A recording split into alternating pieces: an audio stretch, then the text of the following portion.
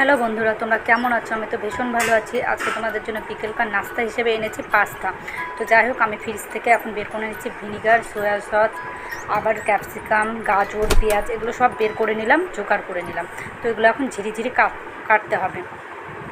তো আমরা এখন কাটার জন্য প্রস্তুতি নেব। কিষানে সসও ছিল, তো এখন আমরা গাজরগুলো ঝিরিঝিরি করে কেটে নেব। গাজর, তারপরে আমরা ক্যাপসিকাম কেটে নেব ঝিরিঝিরি করে। এই রেসিপিটা এইভাবে বানিয়ে দেখবেন, খুবই সুন্দর লাগবে খেতে। আপনারা যদি অন্যরকম করে বানান, এইভাবে বানিয়ে দেখবেন, এতে খুবই ভালো লাগবে। তো আমাদের এখন ক্যাপসিকামগুলো ঝিরি করে নিচ্ছে, তারপরে কাটবে। পেঁয়াজগুলো ঝিরি করে নেবে, রসুন আর কাঁচা লঙ্কা। তো ঝিরি হয়ে গেছে, এখন আমাদের গরম চাল ছাড়তে ছাড়তে আমাদের পাস্তাগুলো ছেড়ে দেবে। তো পাস্তাগুলো ছেড়ে দেওয়ার ফলে আমাদের তারপরে দেবে সর্ষের তেল, আর অ্যাডজাস্ট মতো হালকা একটু নুন দিবে, যেন ঝরঝরা হয় পাস্তাটা, একে অপরকে যেন না সাটে। তো যাই হোক, আমাদের পাস্তাটা হওয়ার মধ্যেও নামিয়ে নিয়েছে। এখন আমাদের ক্যাপসিকাম আর গাজরগুলো লাল লাল করে ভেজে নেবে, তারপরে ডিম ভাজবে, ডিমের ঝুরি করবে। তো এখন লাল লাল করে ভাজছে। তো পাস্তার মশলার মধ্যে ভিনিগার আর সয়া সসটা একদম অল্প দিতে হবে, অ্যাডজাস্ট মতো। বেশি দিলে তিতে হয়ে যাবে, খেতে ভালো লাগবে না। তো একদম হালকা দেবে। তো যাই হোক, এখন ডিমগুলো ছেড়ে দিচ্ছে, ডিমের ঝুরি করবে।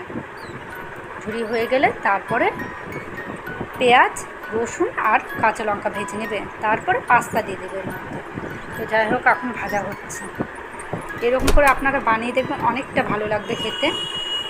আমার তো অনেক ভালো লেগেছে, আপনাদেরও আশা করি অনেক ভালো লাগবে খেতে।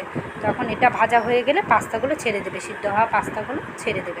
মনে হচ্ছে কখন হবে, কখন খাবো। তো যাই হোক, এখন আমাদের পাস্তাগুলো ছেড়ে দিচ্ছে।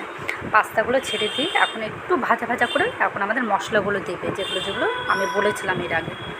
তো এখন আমাদের তেল দিয়ে একটু একটু ভাজবে, বেশি না। লবণ দিয়ে দিলে অ্যাডজাস্ট মতো দিয়ে এখন একটু ভাজা ভাজা করে আমাদের মশলা দিবে। ক্যাপসিকাম দিবে, যেগুলো ভাজা ছিল, গাজর দিচ্ছে একে একে। ক্যাপসিকাম আর গাজর দিয়ে দিল।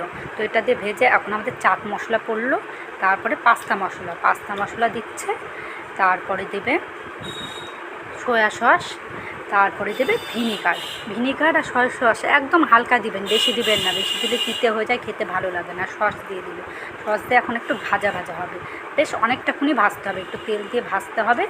ভাজা হয়ে গেলে আমাদের হয়ে গেল কমপ্লিট, এখন আমরা খাবো। তো যাই হোক, আমাদের হয়ে গেছে, এখন আমাদের খাওয়ারগুলো সব করছে। তো এখন আমরা খাবো। গাজর কুচি করবে আর পেঁয়াজ কুচি, তার উপর দিয়ে সস। এতটা সুন্দর লাগছিলো, এভাবে আপনারা বানিয়ে দেখুন। আমি বলছি অনেকটা ভালো লাগবে খেতে। নাস্তা হিসাবে একদম পেট ভরে যাবে, রাতে আর খেতেই হবে না কিছু। আমরা তো